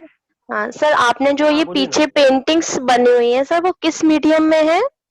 जो अलग अलग माध्यम में है, ऑयल पेंट है, एक्रेलिक है, अभी जहाँ चारकोल में जो पोर्ट्रेट है, हाँ सर, पोर्ट्रेट चारकोल में बनाया है। और मैं 29 तारीख को एक कार्यक्रम और रखा है जिसमें आपको मैं चारकोल में एक स्केच करके दिखाने वाला हूँ। हाँ ओके सर। सर ऑयल में और चारकोल में है सर, और सर और पीछे भी रखी हुई है एक, उसमें एक हाँ लेडीज है, वो कौन सा वो मीडियम है? विभिन्न माध्यमों में है, एक्रेलिक भी है, ऑयल भी है, हाँ चारकोल भी पोस्टर है, कलर, वाटर कलर भी है। चारकोल भी है। हाँ नहीं, आप जो बोल रही है वो बीच में फ्रेमिंग वाला जो चित्र है वही क्या? नहीं सर, वो कौन सा नीचे बोल रहे रखा हैं? हुआ है सर, नीचे। हाँ वो जो एक, नीचे हाँ वो जो एक गोवा वाला एक ग्रीन साड़ी वाली और रेड। या हाँ हाँ हाँ सर, हाँ वो ऑयल पेंट में है।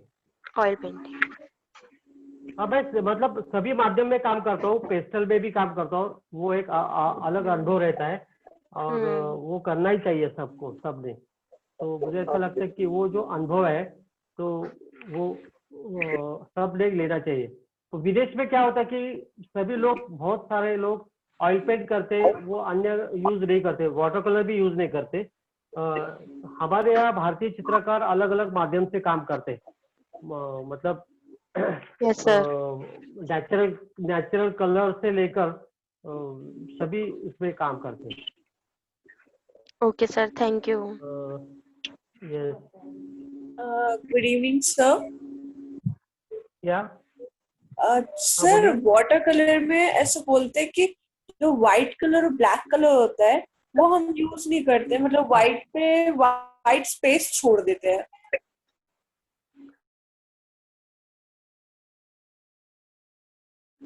हाँ जो इफेक्ट है, जैसे मैंने अभी पानी का ये छोड़ा है, बहुत लोगों ने ऐसा किया कि वाटर कलर में व्हाइट यूज नहीं करना चाहिए, ब्लैक नहीं यूज करना चाहिए, ऐसे कोई मतलब अगर नहीं करना चाहिए तो वाटर कलर में वो देते ही नहीं ना कलर, तो ऐसे कोई बात नहीं है। सब कलर यूज करके आपने अनुभव लेना चाहिए। और वाटर कलर में व्हाइट अगर आप प्योर पेपर छोड़ेंगे तो वो कलर, जो व्हाइट कलर आप यूज करेंगे तो वो कलर का उतना इफेक्ट नहीं आता जितना ओरिजिनल व्हाइट। अगर व्हाइट बढ़ रहे, अगर व्हाइट ये रहेगा, बढ़ रहेगा, तो वो उसको व्हाइट छोड़ेंगे तो उसका इफेक्ट अलग आ जाता है। सर मतलब हम लोग को व्हाइट छोड़ के काम करना चाहिए, अगर हम लोग को व्हाइट करना है तो वहां पे व्हाइट छोड़ करके करेगा। हाँ यस, हेलो हेलो, हाँ बोलिए मैडम। सर मतलब कि आपने कहा कि अगर हम लोग को व्हाइट पे मतलब व्हाइट छोड़ काम करना है तो व्हाइट उस जगह पे छोड़ करके काम करें।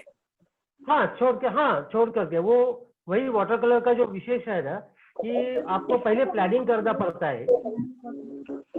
अगर आप वाटर कलर में पोर्ट्रेट करते हैं तो उसका जो हाईलाइट है, आंख वाला हाईलाइट रहेगा। लैंडस्केप पे अगर कोई व्हाइट ये रहेंगे तो ये आपको ये करना पड़ता है, उसका प्लानिंग प्रॉपर करना पड़ता है। मतलब ये हमें छोड़ना है तो ये जो है ना, ये सारे विषय पहले छोड़ने चाहिए, मतलब प्लानिंग करना पड़ता है। तो सर आपने तो अपनी पेंटिंग में यहाँ पे पूरा जो फॉल दिखाया है वहां पे व्हाइट छोड़ा हुआ है। हाँ व्हाइट छोड़ा हुआ है ऊपर, इसलिए वो ज्यादा इफेक्टिव लग रहा है ना आपको। वहाँ पर कोई कलर नहीं है। कलर नहीं है, अभी तक मैंने व्हाइट यूज किया नहीं है। व्हाइट भी यूज कर सकता हूँ लेकिन अभी तक किया नहीं है। और ये भी एक स्किल है ना, मतलब ये भी स्किल आपको ये करना चाहिए। ये अभी मैं फिगर्स डाल रहा हूँ और जो आप देख रहे हैं कि अलग अलग फैमिलीज आ रहे हैं, लोग जो है वो वाटरफॉल देखने गए हैं, वाटरफॉल देखने गए हैं लोग। हाँ तो ये एक मेमोरी से कर रहा हूँ, मेरे पास कोई ऐसा ये नहीं है, लेकिन अभी जो दूर की है वो एकदम और लाइट में बना रहा हूँ। आपको दिख रहा है ना? जी जी बिल्कुल। हाँ हाँ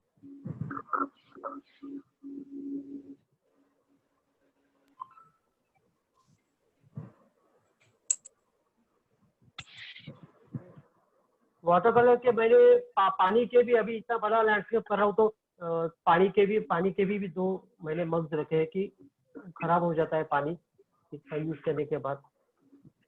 और ये सारा विषय वाटर कलर यानी पानी की कमाल रहती है, इफेक्ट आ जाते हैं।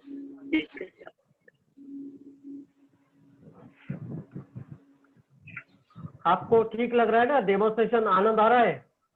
बहुत अच्छा लग रहा है। नहीं नहीं, बढ़िया, बहुत फर्स्ट क्लास।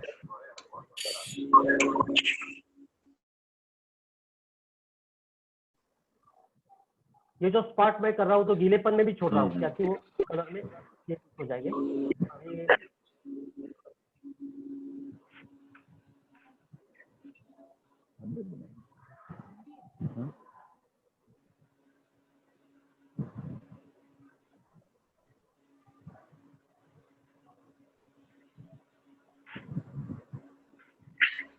और जो फील है, हम आउटडोर जाते हैं, कलाकार क्या करते हैं कि जो आम आदमी बाहर का जो दृश्य दिखता है, लेकिन जो देखता नहीं है वो हम उसको अनुभव देते हैं चित्र के माध्यम से।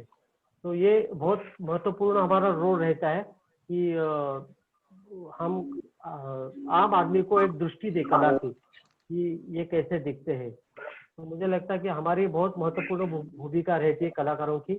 इसलिए कलाकारों ने बहुत अभ्यासपूर्ण रहना चाहिए, देखना चाहिए, अलग अलग कलाकारों के साथ संवाद करना चाहिए।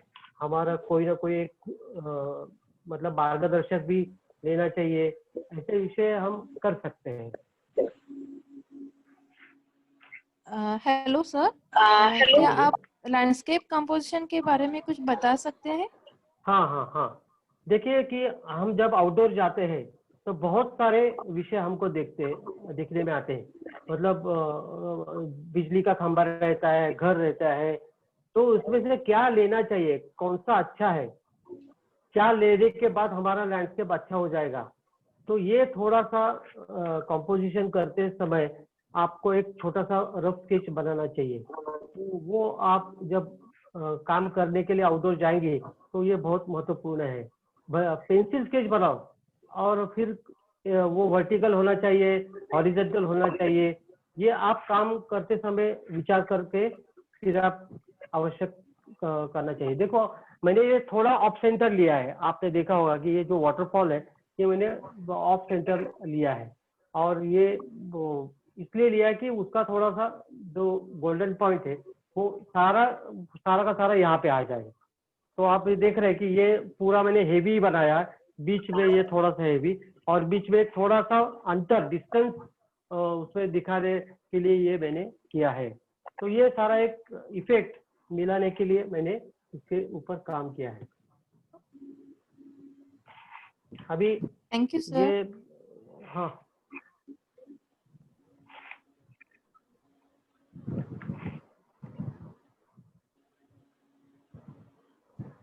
ब्रश टेक्निक का भी एक महत्व रहता है। उसका एक जैसे शाम का वक्त होता है तो थोड़ा सा ये रहता है ना ऊपर सूर्य का, तो एक वातावरण बनाने के लिए मैं थोड़ा उसके ऊपर वाटर कलर ही है लेकिन थोड़ा उसको ओपेक में यूज कर रहा हूँ।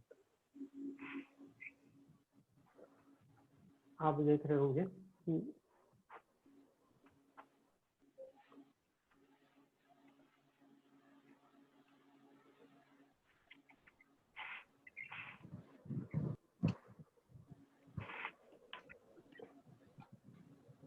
हेलो। हाँ बोलिए। जी सर, सामने जो आपने पोर्ट्रेट लगा रखे हैं, हाँ, ये मतलब कहीं बाहर आउट ऑफ स्टेशन पे जाके या अपने रूम में बैठ के ही बनाए हुए हैं? हाँ, नहीं ये अभी कैसा है कि 3-4 टाइप के हैं कि हमने सामने बैठ के भी बनाते हैं।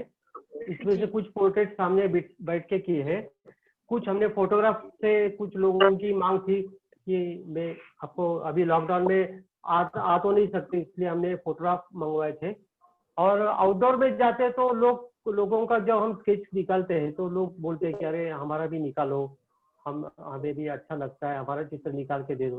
तो वो आउटडोर पे भी हम करते हैं पोर्ट्रेट। और आउटडोर का एक अलग अनुभव रहता है कि आउटडोर में आप जब काम करती है तो वहाँ पे लाइटिंग अलग रहता है। इंडोर और लाइटिंग और आउटडोर लाइटिंग में बहुत फर्क पड़ता है।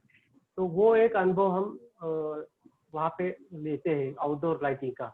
तो वे आउटडोर भी करना चाहिए, आउटडोर भी करना चाहिए। सर इस हाँ बोलिए। स्केच बनाने के लिए। हाँ हेलो। सर हाँ इसके बोलिए। बारे में बताइए, क्या सावधानी रखनी चाहिए चारकोल पेन को चलाते समय?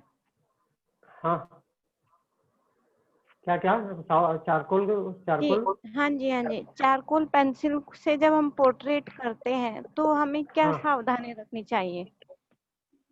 हाँ चारकोल से आप जब पोर्ट्रेट करती हो तो एक तो जो अभी चारकोल का कैसा है कि आप उसके ऊपर जिसके ऊपर पेपर पे कर रही काम, कैनवास पे कर रही जो माध्यम है, उसमें उसका एक अलग टाइप का रबर रहता है जो परसों मैं आपको दिखाऊंगा। तो वो रबर आप यूज कर सकते हैं, लेकिन मुझे लगता है उसका जो आज जो काम, है लैंडस्केप पे जो बात चल रही है उस पर कंटिन्यू कर लें, हाँ हाँ क्योंकि हमारा जो नेक्स्ट सेशन है वो पोर्ट्रेट पर ही होगा और चारकोल पर भी होगा। हाँ तो पोर्ट्रेट में यू मस्ट हाँ। Just ask the question for that on that day. अभी कम समय है इसलिए मैं थोड़ा सा इसको समेट रहा हूँ, क्योंकि समय में काम पूरा हो जाएगा तो आपको भी अच्छा लगेगा। आपका समेटना ही, आपका समेटना हम लोगों के लिए बहुत मूल्यवान लग रहा है, बहुत बढ़िया लग रहा है। सर नमस्कार सर। हाँ सर, जब आप नेक्स्ट सेशन में पोर्ट्रेट बताइएगा तो जितना अधिक सरल तरीका होगा सर उसको बताइएगा, जिससे कि हम लोग अच्छे से सीख सकें। सुनाई नहीं दिया, बोलिए फिर से जरा प्रश्न। हाँ सर, जब नेक्स्ट सेशन में आप पोर्ट्रेट पे काम करिएगा तो आप जितना सरल तरीके से आप बता सकें तो सर उसको बताइए, जिससे हम लोग आसानी से सीख। बराबर। सरल डेमो तरीके से, हाँ सरल तरीके से, मतलब स्टेप बाय स्टेप जो है कैसे देखना चाहिए, क्या इसका ये करना चाहिए, ये अवश्य आपको बताएंगे, कोई दिक्कत नहीं।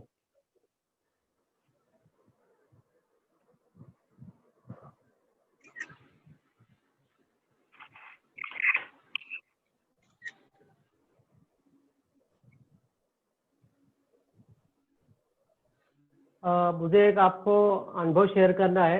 एक हमारे मित्र अभी गुजर गए, लेकिन वो कैप्टन ध्रुव करके वो बहुत बड़े आर्टिस्ट थे, एज वाइज बहुत बड़े थे, लेकिन उन्होंने एक बहुत अच्छा अनुभव बताया कि वो कनाडा में गए थे और कनाडा में उनके एक भाई के घर के पास बहुत जॉन पाइक करके वाटर कलर का दुनिया का सबसे बड़ा आर्टिस्ट वहाँ पे डेमोन्स्ट्रेशन दे रहा था। तो किसी ने कहा कि आप देखने के लिए जाइए, तो वो एक बर्फ में बैठ के लैंडस्केप का डेमोन्स्ट्रेशन दे रहा था, और एक लैंडस्केप होने के बाद वही स्पॉट धूप पे कैसे दिखेगा, वही स्पॉट उन्होंने उन बच्चों को बारिश पे कैसे दिखता है, ये सारा अनुभव उसमें दिया। तो ये जो एक स्किल है ना, वो आपको काम करने के बाद ही आता है। तो आप स्वयं आउटडोर करें, आउटडोर करना अपने लिए बहुत महत्वपूर्ण है, और उसमें मुझे ऐसा लगता है कि बहुत सारा अनुभव जो है आउटडोर का, लोगों के साथ संवाद करना, ये करना, तो ये मुझे ऐसा लगता है कि बहुत अच्छा मिलेगा आपको। और मुझे ऐसा लगता है कि ये आपके काम के लिए और अन्य जिसमें से आपको कुछ काम डेवलप करने हैं, इसके लिए भी ये बहुत अच्छा रहेगा। ये देखिए, मैं कलर का यूज, ब्रश ट्रीटमेंट अलग अलग टाइप के दे रहा हूँ, जिसमें हमारे चित्र की थोड़ी सी एक सौंदर्य, हमारे चित्र का सौंदर्य बढ़े, इसलिए वो प्रयत्न कर रहे हैं।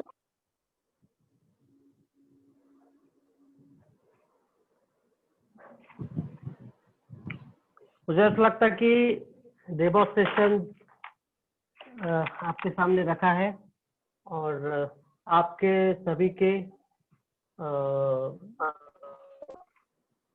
परमिशन से मैं यहाँ पे साइन कर रहा हूँ। यस, बिल्कुल बिल्कुल सर, फर्स्ट क्लास। धन्यवाद। कितने कम समय में कितना काम हो गया, जिसको भी आपने कहा है कि हमने अभी समेट दिया है, इस बिना समेटे ही पूरा करे हुए इतना अच्छा लग रहा है। ये पूरा 3 डायमेंशनल इफेक्ट देखिए आपको, थोड़ा सा ऐसा ही लग रहा है कि वाटरफॉल है, नीचे लोग भी हैं, खड़े हुए हैं, पेड़ मैंने सारा एक इसमें जो है कलर ट्रीटमेंट और एक वातावरण जो हम अनुभव करते हैं ना वातावरण, जब हम बिल्कुल। एक बड़ा वाटरफॉल देखने के लिए जाते हैं, तो वो वातावरण मैंने कलर और इसका कॉम्बिनेशन करके आपके सामने रखने का प्रयास किया है। नहीं, बिल्कुल बिल्कुल। मुझे लगता है कि आप और सबको जहाँ लोग खड़े हैं उसके नीचे भी, पत्थर के नीचे भी पानी बह रहा है, बिल्कुल वही आ रहा है।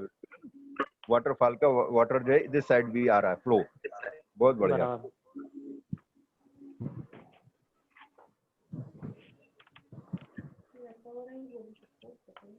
अब क्वेश्चन आवर देखिए जरा। हाँ, आप किसी का भी कोई प्रश्न हो तो आप लोग पूछ सकते हैं। सर। हाँ बोलिए। सर, ये आपने ट्री की जो लीव्स बनाई है, इसके लिए कौन सा ब्रश यूज किया था, जो बाद में बनाया है ट्री की लीव्स? हाँ, ये तो मैंने वो फैन ब्रश करके है, वो उसका भी यूज किया है, जो आप देख रहे हैं फैन ब्रश। उसको वो थोड़ा सा उसका हार्ड ये है टेक्सचर, तो वो मैंने बनाया है। फैन ब्रश आपको मिल जाते हैं बाजार में? हाँ हाँ, बाजार में मिल जाते हैं। बिल्कुल। Okay sir.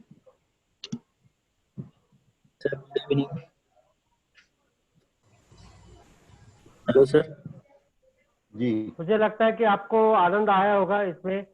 पक्का, पूरी तरह से। नहीं नहीं, बिल्कुल बहुत बढ़िया डेमोन्स्ट्रेशन, फर्स्ट क्लास। इतनी जल्दी में आया, बहुत बढ़िया। Hello sir. जी हाँ बोलिए। सर, ये वाटर कलर का बेसिक क्या होता है? बेसिक जैसे पोर्ट्रेट में होते हैं, प्रोपोर्शन होते हैं, ये वाटर कलर का बेसिक क्या है? ये वाटर कलर ये माध्यम है कलर का।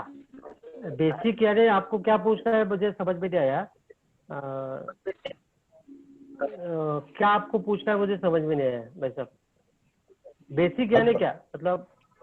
जैसे हम ऑयल पेंट यूज करते हैं, तो ऑयल पेंट का एक तरीका अलग है, मतलब यूज करने का। और एक्रेलिक करते तो वाटर बेस्ड है। फिर उसका एक जो कलर का जो केमिकल है वो अलग है, ऑयल पेंट का अलग है, वाटर कलर का अलग है, पोस्टर कलर का अलग है, और सॉफ्ट पेस्टल और ऑयल पेस्टल, तो अलग अलग टाइप के वो सारे विषय इसमें आते हैं। Okay sir. बहुत बहुत धन्यवाद सर आपका। हाँ, किसी का कोई और प्रश्न है क्या? सर, अगर हम एक्रिलिक कलर कैनवस पे यूज करते हैं तो हम उसको किस में मिक्स करते हैं, ऑयल में या वाटर में? वाटर कलर, वाटर में एक्रेलिक वाटर बेस है, वो वाटर बेस है। और एक्रेलिक का जो माध्यम है उसमें थोड़ा सा वो जो कलर है उसके जो पिगमेंट्स है वो थोड़े गॉडी रहते हैं, ऑयल पेंट्स और वाटर कलर के, और ट्रांसपेरेंट रहते हैं। उसमें ओपेसिटी आपको उसमें लोड करना पड़ता है, मतलब एक पैच मार दिया तो फिनिश आता है, ऐसा नहीं होता है जैसे ऑयल पेंट में होता है। कुछ कलर ओपेक रहते हैं, कुछ कलर ट्रांसपेरेंट रहते हैं। जैसे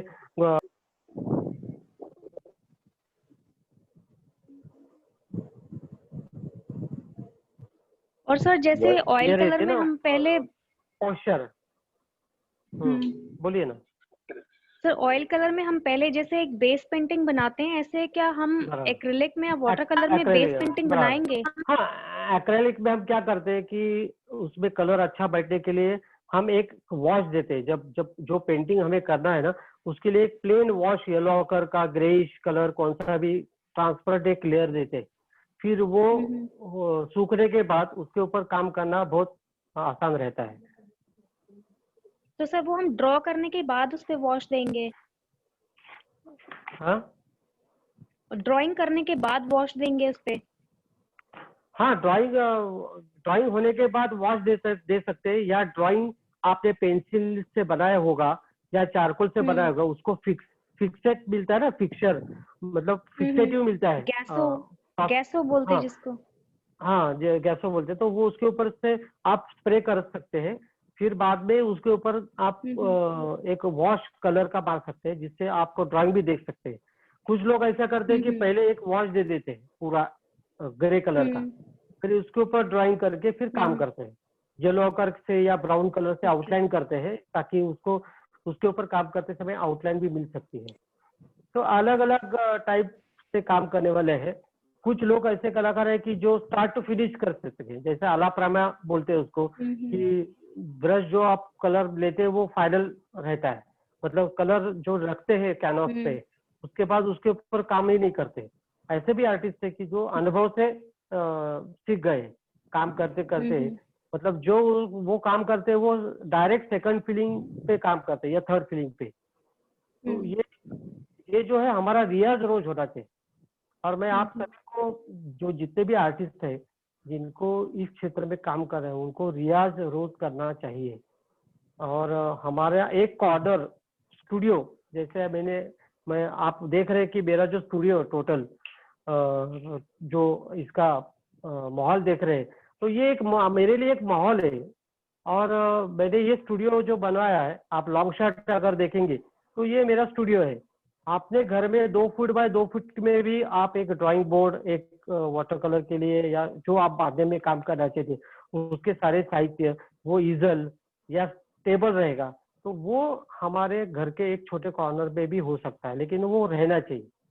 बहुत बार हमने देखा है कि कलाकार रोज रियाज ही नहीं करता है, रोज खाता है, भोजन करता है, लेकिन रियाज नहीं करता। तो वो होना आवश्यक है। जो कलाकार है उसके लिए, जैसे संगीत में काम करने वाला है, थिएटर में काम करने वाले, तो उनका जो काम है कि रोज रियाज होना चाहिए। तो चित्रकारों के लिए भी मुझे कहना है कि अपने घर में, आप अगर आउटडोर नहीं जा सकते, बाहर बारिश हो रही है, अभी लॉकडाउन की स्थिति है, तो हम अपने घर में एक कॉर्नर पे हमारा 1 घंटा 2 घंटे 3 घंटे रियाज करना ही चाहिए।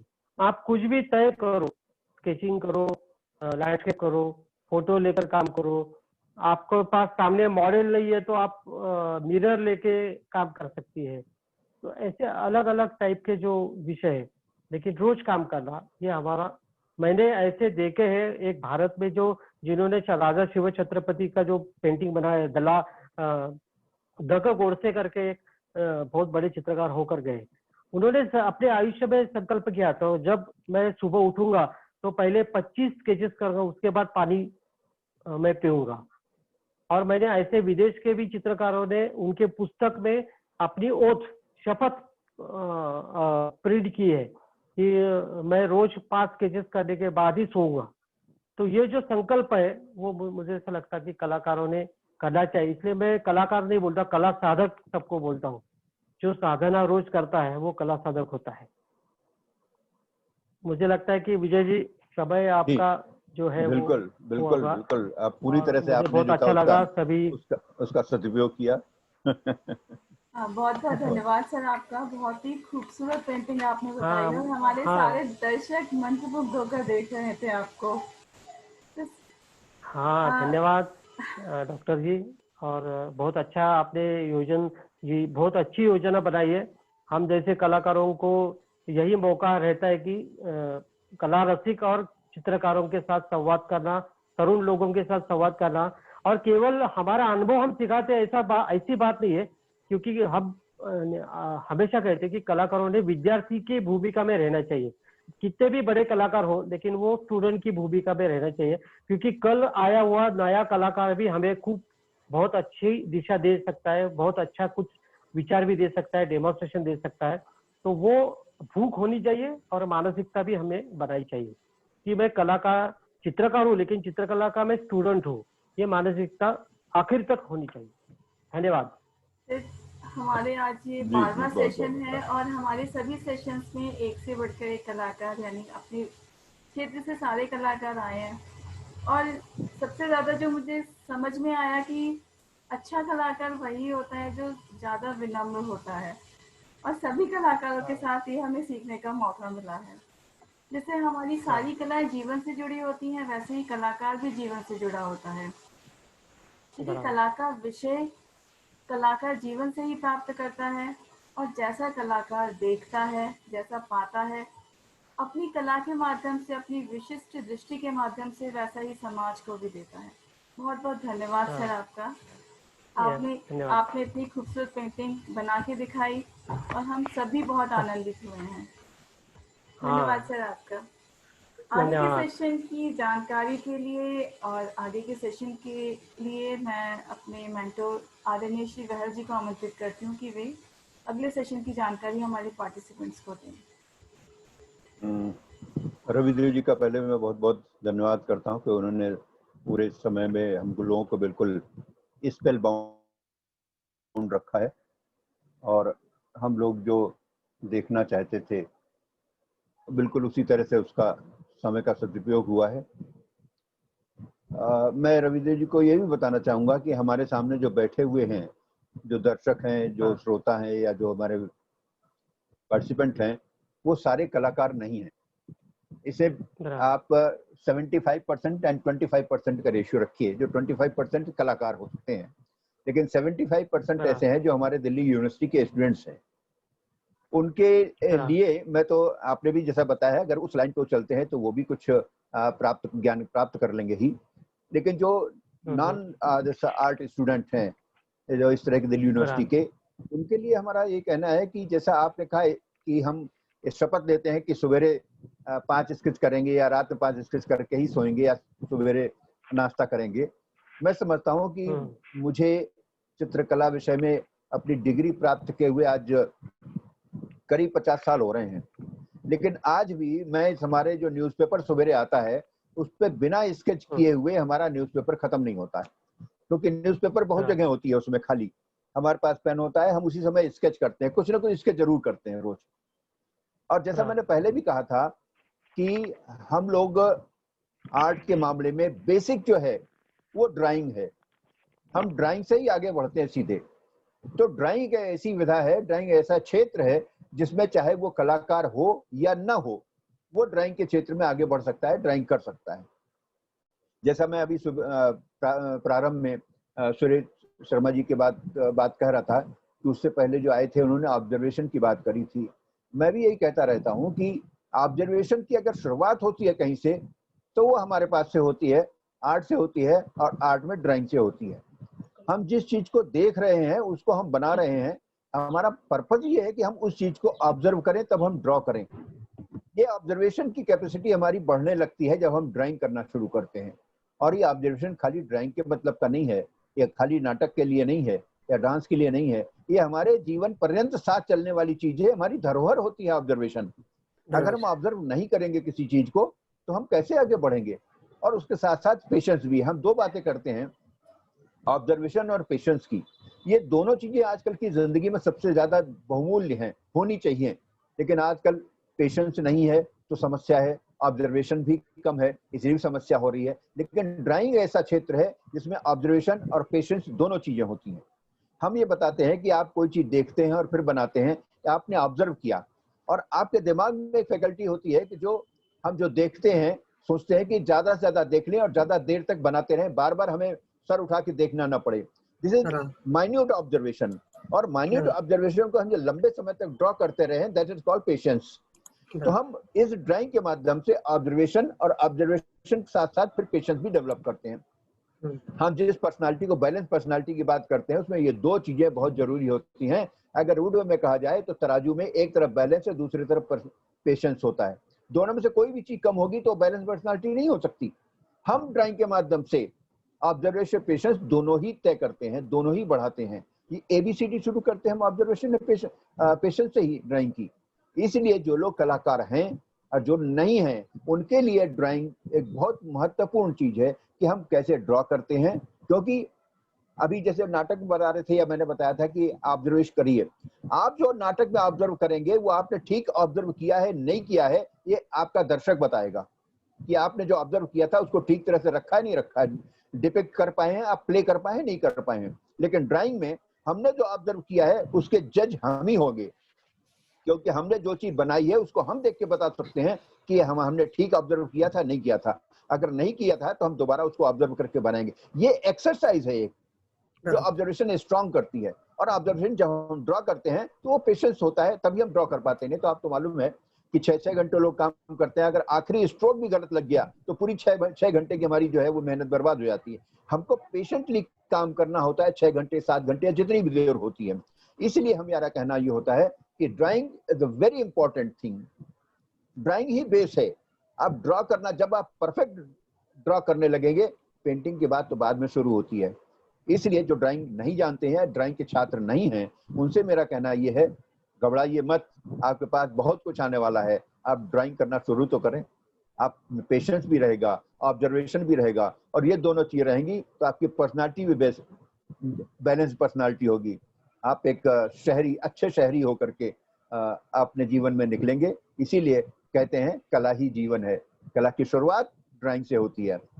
रवि देवी ने जो भी बताया है, जिस तरह से बताया है, आप बिल्कुल स्पेल बाउंड कर दिया आपने, जिसको हम लोग बोलते हैं, बिल्कुल कोई भी हिला नहीं। मैं यहाँ देख रहा था कितनी अटेंडेंस है, यही अटेंडेंस जहाँ से शुरू हुई थी उसी अटेंडेंस पर रुकी हुई है, कोई इसमें से घटा नहीं है। आपको बहुत बहुत धन्यवाद रविदेव जी, हम आपका धन्यवाद करते हैं। और इस धन्यवाद के साथ साथ अगली जो हमारी आपके साथ मुलाकात होनी है उसके लिए हम स्वागत भी करते हैं। 29 तारीख को हम आपका स्वागत भी करेंगे। आज के लिए धन्यवाद, बहुत बहुत धन्यवाद, नमस्कार। धन्यवाद सर। आज हमारे सभी अतिथियों को आभार व्यक्त करने के लिए मेरे पास शब्द नहीं है, फिर भी एक औपचारिक धन्यवाद मैं आप सभी का देना चाहूंगी।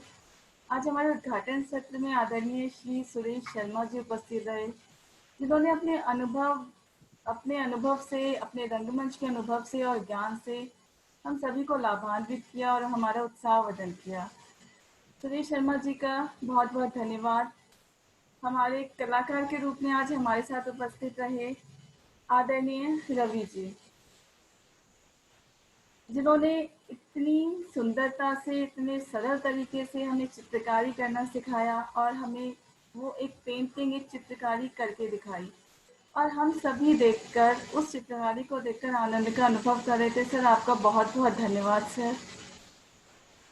हमारे सारे सेशंस में कलाकार भी आ रहे हैं और हमारे पार्टिसिपेंट्स को सीखने का भी बहुत अवसर मिल रहा है। उसके पीछे जो मेहनत है वो हमारे आदरणीय श्री विजय बहल सर की है।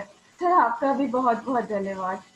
हमारी टीम के सारे मेंबर श्री दीपक सोनी जी, डॉक्टर रितु माथुर जी, सुमलता जी, डॉक्टर दीप्ति त्यागी जी, उड़ान परिवार के सभी सदस्य, आप सभी का बहुत बहुत धन्यवाद। आज हमारे उड़ान के अध्यक्ष श्री अनुपम भटनागर जी भी हमारे बीच थे, सर का भी बहुत बहुत धन्यवाद।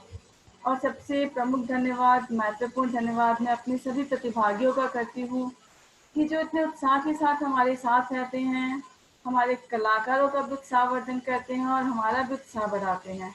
आप सभी का बहुत बहुत धन्यवाद। आज ये कार्यक्रम यहीं पर समाप्त होता है। अगले कार्यक्रम में हम पुनः मिलेंगे। नमस्कार। सभी का धन्यवाद।